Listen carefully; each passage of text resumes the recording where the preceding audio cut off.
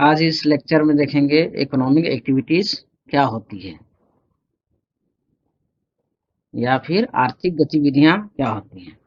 तो ह्यूमन अपना लाइफ जीने के लिए जो भी कार्य करती है उसे हम ह्यूमन एक्टिविटीज कहते हैं। ठीक है, मतलब कि आर्थिक गतिविधि लोगों को जीवन के दैनिक जरूरतों को पूरा करने के लिए वस्तुओं एवं सेवाओं को उपलब्ध कराने, बनाने, खरीदने या बेचने की गतिविधियां है। कोई भी गतिविधियां जिसमें उत्पादों या सेवाओं का विनिर्माण, वितरण या उपयोग करना शामिल होता है। या फिर इसको आप दूसरा तरह से भी कह सकते हैं कि आर्थिक गतिविधियां वह गतिविधि है जो मानव की संतुष्टि के लिए सीमित संसाधनों के उपयोग से संबंधित है।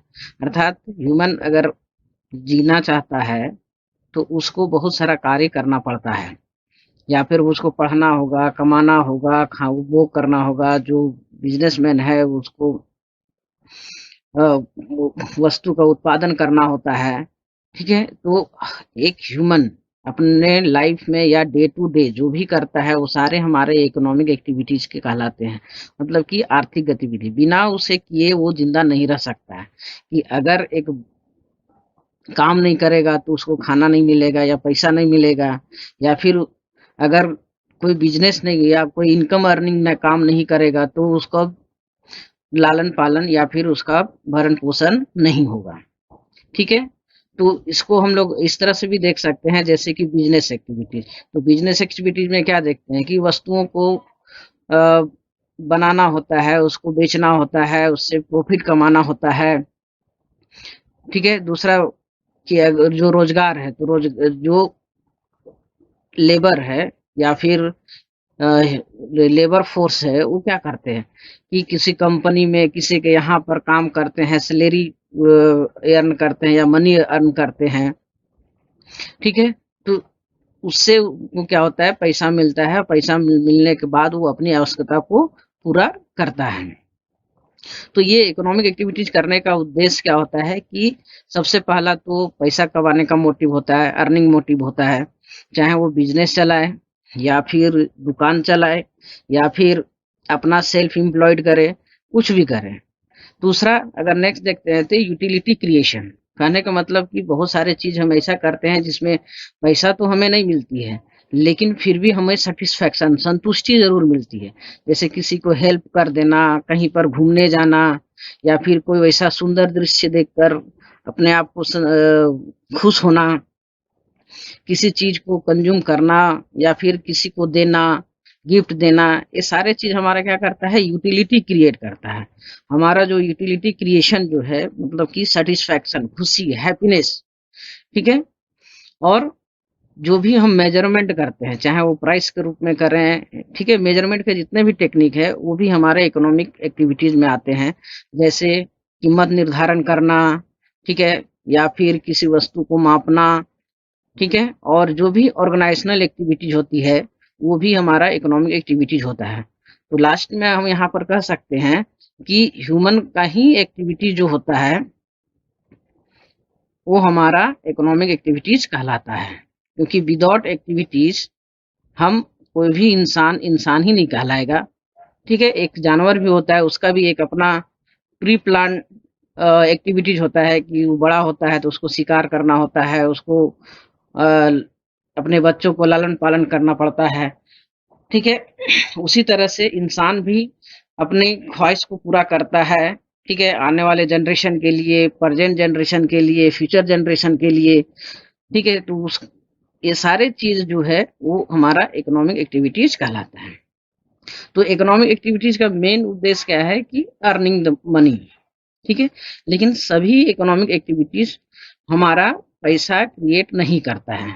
ठीक है, all economic activities do not essential generate income, some economic activities generate income and some do not. कि कुछ इकोनॉमिक एक्टिविटीज हैं जो हमारा इनकम जनरेट करता है और कुछ इनकम नहीं जनरेट करता है। जैसे कि अगर हम कोई भी प्रोडक्शन का कार्य कर रहे हैं या प्रोडक्शन एक्टिविटीज कर रहे हैं, किसी के यहाँ वर्क कर रहे हैं, बिजनेस कर रहे हैं, तो ये सारे चीज हमारे क्या होते हैं कि वो हमारे इनकम जनरेशन में काम आता है। लेकिन कुछ जो एक्टिविटीज होते हैं वो हमारा इनकम जनरेट नहीं करते, बल्कि वो सेल्फ सेटिस्फैक्शन मतलब आत्म संतुष्टि के लिए करते हैं या फिर मानव कल्याण के लिए किया जाता है। जैसे कि एक माँ अपने बच्चे को लालन पालन करती है, ठीक है। हम किसी दूसरे को सलाह देते हैं, किसी के लिए दुआ करते हैं, है ना, या फिर किसी को मदद करते हैं कि बिना किसी अपेक्षा का कि वो हमको दोबारा उससे कुछ रिटर्न मिलेगा, ठीक है। फिर जैसे कि हम लोग रिलीजियस एक्टिविटीज करते हैं, सोशल वेलफेयर का बात करते हैं, है ना, फैमिली कमिटमेंट होता है कि उसको गोद में लेना है, उसको खिलाना है, पिलाना है या फिर उसको प्यार करना है, ठीक है, उसको यहाँ से वहाँ ले जाना है। तो हम लोग दिनचर्या में दोनों एक्टिविटीज बहुत करते हैं। इकोनॉमिक एक्टिविटीज जो हमारा लाइफ से रिलेटेड होता है कि हमारा करियर बनाना है, उसके लिए हमको पढ़ना है, क्या करना है, कमाना है। और दूसरा हमारा सेटिस्फेक्शन के लिए कि हम दूसरों के साथ अच्छा से व्यवहार करें, वो भी हमारा एक्टिविटीज होता है। कल्चरल, हम अपने किस कल्चर से बिलोंग करते हैं उसको अच्छी तरह से परफॉर्म करना, रिचुअल को परफॉर्म करना, ये हमारा आत्मसंतुष्टि का साइन होता है, ठीक है। तो इकोनॉमिक एक्टिविटीज में वो सारे एक्टिविटीज आते हैं जो हमारा इनकम प्रोड्यूस करता है और कुछ इनकम नहीं भी प्रोड्यूस करता है।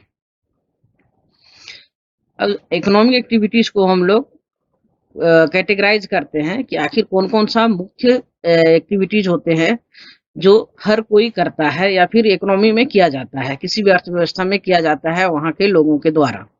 तो मेनली उसको हम चार तरह से बांटा जाता है। पहला, कंजम्पशन, कि जब तक उपभोग नहीं होगा तब तक ना तो प्रोडक्शन होगा, ना तो एक्सचेंज होगा और ना ही उसमें कुछ इन्वेस्टमेंट होगा, ठीक है। तो कंजम्पशन कौन करता है? उपभोक्ता, ठीक है। और कंजम्पशन हम लोग क्यों करते हैं? अपनी आवश्यकता को पूरा करने के लिए।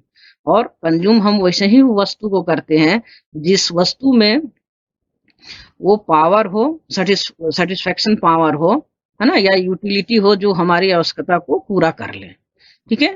तो consumption is that economic activities in which utility of goods and services is consume for satisfying various individual and collective wants. तो कुछ तो कंजम्पशन हम व्यक्तिगत के लिए करते हैं और कुछ हम लोग सामूहिक रूप से भी करते हैं, ठीक है। सामूहिक रूप से करने का मतलब अगर हम रोड में क्रॉस कर रहे हैं या फिर चल रहे हैं या फिर कोई पार्क में जा रहे हैं तो वहां पर हम अकेला नहीं जाते हैं। कंजम्पशन कहने का मतलब सिर्फ फूड्स या फिर सर्विस कंज्यूम करना, मतलब कि खाना ही नहीं होता है, बल्कि पहनना भी होता है, उसको उपयोग करना होता है, उसको देखना भी हमारा कंजम्पशन के अंतर्गत ही आता है, जिससे कि हमारा सेटिस्फेक्शन हो। अब वो सेटिस्फेक्शन आपको पहनने से मिल रहा है या फिर आपको खाने से मिल रहा है या फिर आपको देखने से मिल रहा है, ये सारे चीज हमारे कंजम्पशन में आ जाते हैं। दूसरा होता है प्रोडक्शन। तो प्रोडक्शन क्या है? प्रोडक्शन प्रोसेस या प्रोडक्शन उत्पादन। तो वो क्या करता है? प्रोडक्शन प्रोसेस में हम क्या करते हैं कि जो भी वस्तु एवं सेवाएं हैं या जो भी गुड्स एंड सर्विसेज है उसमें हम अतिरिक्त उपयोगिता जोड़ने का कार्य किया जाता है, ठीक है। कहने का मतलब जो पहले जिस फॉर्म में है उस फॉर्म से नया फॉर्म में ट्रांसफॉर्म करते हैं, ठीक है। जैसे कि अगर हम लेते हैं कि एक कपड़ा लेते हैं, कपड़ा हमारा दूसरा फॉर्म में होता है, लेकिन जब वो टेलर के पास जाता है तो टेलर उसको ट्रांसफॉर्म करके या फिर उसको काट कर बना के उसको ड्रेस बना देता है, ठीक है। उसी तरह से एक लकड़ी है, तो लकड़ी उसको क्या काम में आएगा? जलावन के काम में आएगा। लेकिन जब उसको प्रोडक्शन प्रोसेस से गुजारा जाता है तो वो एक फर्नीचर बन जाता है या फिर वो चेयर बन गया या टेबल बन गया। तो अब वुड का जो यूटिलिटी था वो क्या था? फायर के लिए था, खाना बनाने के लिए। लेकिन अब उसी लकड़ी का ट्रांसफॉर्मेशन हो गया, उसमें बनाकर कुछ मॉडिफाई करके हम क्या किए? उसको मॉडिफाई कर दिए और अब वो बैठने का काम आ गया। मतलब कि अब जिस लकड़ी का उपयोग खाना बनाने के लिए हो रहा था, अब वो उपयोग हमारा बैठने का कार्य में आ रहा है।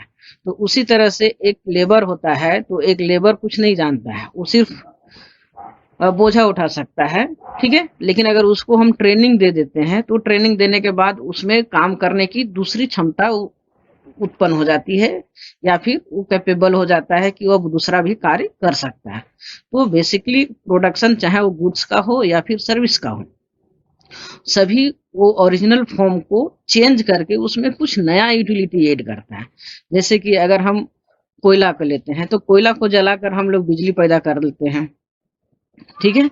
उसी तरह से आयरन होता है तो उस ग्लास होता है, तो अगर ग्लास है तो सिंपली तो ग्लास ग्लास है, लेकिन उसको काट के हम लोग बना देते हैं, मिरर बना देते हैं जिसमें हम अपना फेस देख सकते हैं। फिर उस कांच को हम बिल्डिंग में भी लगा देते हैं। तो जैसे जैसे उसका हम मॉडिफिकेशन करते जाते हैं या ट्रांसफॉर्मेशन करते जाते हैं, उसका उपयोग हमारा बढ़ते जाता है या फिर वो दूसरे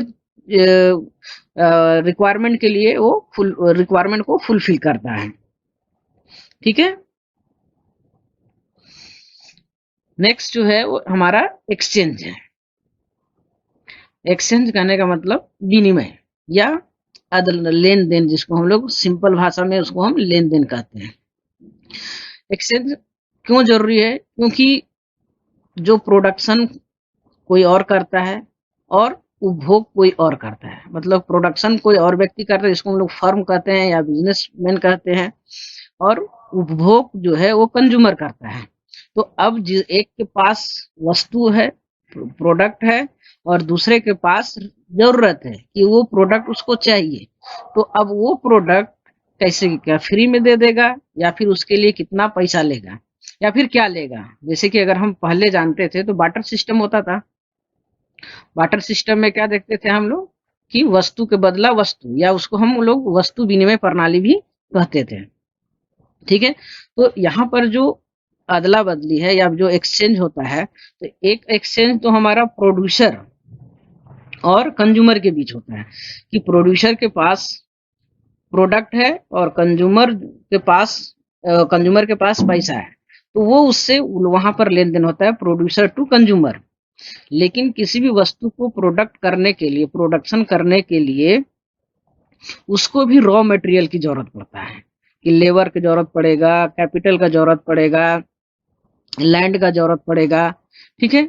तो अब प्रोड्यूसर और ऑनर के बीच एक्सचेंज होगा कि अगर एक लेबर है तो अपना सर्विस वहां पर देता है, वहां पर काम करता है, तो किस रेट पे करेगा, वो कितना लेगा, 100 रुपया लेगा, 10 रुपया लेगा या फिर कितना लेगा। तो वो दोनों के बीच वहां पर सर्विस का एक्सचेंज होता है। तो सर्विस एक्सचेंज करने का मतलब उसका ऑनरशिप का नहीं होता है कि ऑनरशिप करने का मतलब कि अगर आप वो किताब लेने जाते हैं तो दुकानदार के पास आप पैसा देते हैं और किताब ले लेते हैं, मतलब कि आपको लेने से पहले अब दुकानदार उस बुक का मालिक था, लेकिन अब आप पैसा दे दिए तो उसका मालिकाना हक आपको हो गया। लेकिन सर्विस के टर्म में ऐसा नहीं होता है, लेबर के फॉर्म में ऐसा नहीं होता है। लेबर सिर्फ अपना सर्विस देता है दूसरे को, अपना फिजिकल एक्सचेंज नहीं करता है। इसलिए लेबर जो है वो अपना कार्य को करने के लिए 8 घंटा के लिए, 4 घंटा के लिए ही उसके साथ नेगोशिएशन होता है। तो इसलिए हम लोग इसको दो भाग में बांट सकते हैं एक्सचेंज को, एक गुड्स का एक्सचेंज और फैक्टर्स ऑफ प्रोडक्शन का एक्सचेंज, ठीक है। तो प्रोडक्ट जिसमें हम लोग क्या करते हैं, इसमें हम प्राइसिंग का बात करते हैं कि एक्सचेंज जो होगा वो किस फॉर्म में होगा। तो श्योर सी है, अभी हम लोग मनी के रूप में करते हैं, तो यहाँ पर गुड्स का प्राइस डिटर्मिनेशन और फैक्टर्स ऑफ प्रोडक्शन का प्राइस डिटर्मिनेशन का बात करते हैं, ठीक है। अगर हम प्रोडक्ट का बात करें तो प्रोडक्ट जो डिफरेंट मार्केट है, जैसे मोनोपोली है, मोनोपोलिस्टिक है, ओलिगोपोली है ना, तो उसमें किसी भी वस्तु का प्राइस डिटर्मिनेशन कैसे होता है, ठीक है। देखिए, प्रोडक्ट कहने का मतलब होता है कि वैसे वो गुड्स एंड सर्विस है जिससे हम डायरेक्ट सेटिस्फैक्शन प्राप्त कर सकते हैं, और फैक्टर्स ऑफ प्रोडक्शन से हम इनडायरेक्टली कर सकते हैं, ठीक है। और फैक्टर्स ऑफ प्रोडक्शन में जैसे भूमि, श्रम, पूंजी, कच्चे माल, रॉ मटेरियल का प्राइस डिटर्मिनेशन होता है। नेक्स्ट जो होता है वो होता है इन्वेस्टमेंट, ठीक है। देखिए, किसी भी चीज को उत्पादन करने के लिए एक तो एग्जिस्टिंग कैपेसिटी होता है, ठीक है। अब एग्जिस्टिंग कैपेसिटी में उसका जो भी है कि 100 यूनिट का उत्पादन कर रहा है, 10 यूनिट का कर रहा है, 50 यूनिट का कर रहा है, तो उसको टाइम टू टाइम उसको एक्सपेंड करना पड़ता है, बढ़ाना पड़ता है, ठीक है। तो बढ़ाने के लिए, अपनी कैपेसिटी को बढ़ाने के लिए उसको नए मशीनरी की जरूरत पड़ेगा, नया लैंड का जरूरत पड़ेगा, है ना। तो उसके लिए उसको इन्वेस्टमेंट करना पड़ता है। तो ठीक है, तो इन्वेस्टमेंट क्या होता है कि investment is that activities which are associated with the production of capital goods and these goods further help to production of goods and services in future, कि वो इन्वेस्टमेंट जो है वो आगे फर्दर प्रोडक्शन में हेल्प करता है। ठीक है, आगे इसको और डिफरेंट डिफिनेशन आपको देखने को मिलेगा कि investment is a investment means increasing the existing stock of capital, कि जो हमारा पहले से पूंजी है उसमें वृद्धि होना।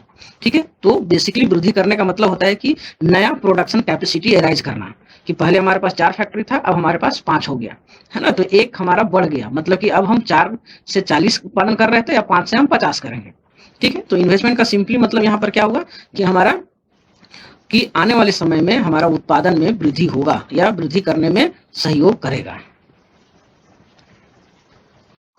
किसी भी अर्थव्यवस्था में इकोनॉमिक एक्टिविटीज को उसके सेक्टर वाइज डिवाइड किया जाता है। ठीक है, तो अर्थव्यवस्था में मेनली 3 तरह से इकोनॉमिक एक्टिविटीज को डिवाइड किया जाता है, उसको सेक्टर वाइज। पहला प्राइमरी सेक्टर, सेकेंडरी सेक्टर और ट्रेजरी सेक्टर। तो प्राइमरी सेक्टर या उसी को हम लोग प्राथमिक क्षेत्र भी कहते हैं, या एग्रीकल्चर सेक्टर भी कहते हैं, या कृषि क्षेत्र भी कहते हैं, लेकिन इसमें हम लोग कृषि और कृषि से संबंधित क्षेत्र आता है। ठीक है, तो प्राइमरी सेक्टर में हमारे कौन सा एक्टिविटीज आता है, जो नेचुरल रिसोर्सेज को यूज करते हुए फर्स्ट टाइम प्रोडक्शन करता होगा। जैसे कि अगर हम धान का उत्पादन लेते हैं, या फिर लकड़ी का उत्पादन लेते हैं, कोयला का उत्पादन करते हैं, तो कोयला को तो हम प्रोड्यूस नहीं कर सकते हैं, हम उसको निकालते हैं। तो उस केस में हम क्या देखते हैं कि नेचुरल रिसोर्सेज का जो ओरिजिनल फॉर्म होता है उसको हम यूज करते हैं। जैसे अगर हम खेती करते हैं तो लैंड को यूज करते हैं, सीड को यूज करते हैं, लेबर को यूज करते हैं, तब उसको हम लोग प्रोड्यूस करते हैं, धान तब हम प्रोड्यूस करते हैं। ठीक है, तो प्राइमरी सेक्टर में बेसिकली रॉ मटेरियल का प्रोडक्शन और एग्रीकल्चर और एग्रीकल्चर से संबंधित क्षेत्र संबंधित प्रोडक्ट का उत्पादन किया जाता है। जैसे कि यहाँ पर आप देख सकते हैं कि प्राइमरी सेक्टर में 2 सेक्टर आ जाता है, दो पार्ट हो जाता है। एक को हम कहते हैं एग्रीकल्चर एंड एलाइड सेक्टर और दूसरा माइनिंग सेक्टर। ठीक है, तो एग्रीकल्चर एंड एलाइड सेक्टर में क्या होता है, फार्मिंग खेती करना, फिशिंग मछली पालन करना, हॉर्टिकल्चर, फ्लोरिकल्चर, है ना, और हस्बेंड्री पशुपालन। और माइनिंग सेक्टर में क्या जाता है, एक्सट्रैक्शन ऑफ नेचुरल रिसोर्सेज, मतलब कि प्राकृतिक संसाधनों को निकालना।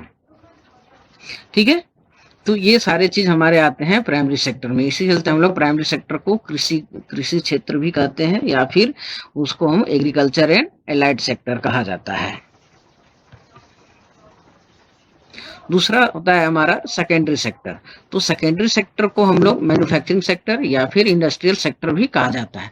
तो सेकेंडरी सेक्टर किसको कहते हैं, वैसे सेक्टर जो प्राइमरी सेक्टर के आउटपुट को, मतलब उत्पाद को एज ए इनपुट यूज करता है नए प्रोडक्ट को बनाने में। मतलब कि प्राइमरी सेक्टर का आउटपुट सेकेंडरी सेक्टर में इनपुट हो जाता है। ठीक है, तो इनपुट से फिर नया आउटपुट क्रिएट होता है। ठीक है, तो प्राइमरी सेक्टर का आउटपुट यहाँ पर हो जाएगा और ये इंडस्ट्री हमारा इनपुट के रूप में यूज करेगा। ठीक है, और इनपुट से फिर हमारा आउटपुट होगा। ठीक है, तो जैसे कि हमारा लकड़ी से फर्नीचर बनाना, फिर कोयला से बिजली बनाना, ठीक है, फिर मोबाइल कंप्यूटर्स, ये सारे चीज हमारा किस में आ जाते हैं, मैन्युफैक्चरिंग सेक्टर में या फिर इंडस्ट्रियल सेक्टर में। सेवा क्षेत्र किसको कहते हैं, या फिर उसको हम लोग ट्रेजरी सेक्टर भी कहते हैं, थर्ड सेक्टर भी कहते हैं, या सर्विस सेक्टर भी कहते हैं, सेवा क्षेत्र कहते हैं। तो इसमें सेवा से ही पता चल रहा है कि प्राइमरी सेक्टर और सेकेंडरी सेक्टर दोनों को ये सेवा प्रदान करता है, सेवा प्रोवाइड करता है। सेवा किस फॉर्म में करता है, जैसे कि बैंकिंग हो गया, तो बैंकिंग हमारा क्या है, वो तो इनविजिबल चीज है, उसको हम देख नहीं सकते हैं। हाँ, लोन के रूप में हेल्प करता है कि एग्रीकल्चर सेक्टर को भी लोन देता है, इंडस्ट्री सेक्टर को भी लोन देता है। फिर उसी तरह से टीचर, है ना, डॉक्टर, सॉफ्टवेयर कंपनी या software service provider, transportation, information and technology, ठीक है, अकाउंटेंट, टूरिज्म, ये सारे चीज हमारा किस में आ जाता है, प्रत्येक क्षेत्र में जो सेवा प्रदान करता है। तो इसका कोई फिजिकल प्रोडक्शन नहीं होता है, बल्कि ये इनविजिबल होता है, जिसको हम देख नहीं सकते हैं। ठीक है, तो ये हमारे सारे चीज टैक्सेशन सेक्टर में आता है। तो यहाँ पर हम लोग देख लिए कि एक जनरल फॉर्म में इकोनॉमिक एक्टिविटीज को as a consumption, production, exchange और इन्वेस्टमेंट के रूप में डिवाइड किया जाता है। और दूसरी तरफ इकोनॉमी को हम सेक्टर वाइज भी डिवाइड करते हैं, इकोनॉमिक एक्टिविटीज को हम सेक्टर वाइज भी डिवाइड करते हैं कि पहला जितने भी प्राइमरी सेक्टर में है, agriculture, husbandry, horticulture, floriculture, mining, ये सारे एक्टिविटीज को हम लोग समराइज करके प्राइमरी सेक्टर करते हैं या फिर उसी को हम लोग एग्रीकल्चर एंड एलाइड सेक्टर कहते हैं। द्वितीय क्षेत्र में हम लोग क्या देखते हैं कि इसमें वो सारे एक्टिविटीज को इन्वॉल्व करते हैं जो प्रोडक्शन एक्टिविटीज में इन्वॉल्व होता है या फिर जो ट्रांसफॉर्मेशन करता है कि इनपुट, प्राइमरी सेक्टर का इनपुट को लेकर वो आउटपुट तैयार करता है। ठीक है, और टर्शियरी सेक्टर हम किसको कहते हैं, जो जिसमें ये दोनों सेक्टर को सेवा प्रोवाइड करता हो, है ना, जैसे बैंकिंग हो गया, डॉक्टर, सॉफ्टवेयर, जो भी इसमें सारे चीज आ जाता है।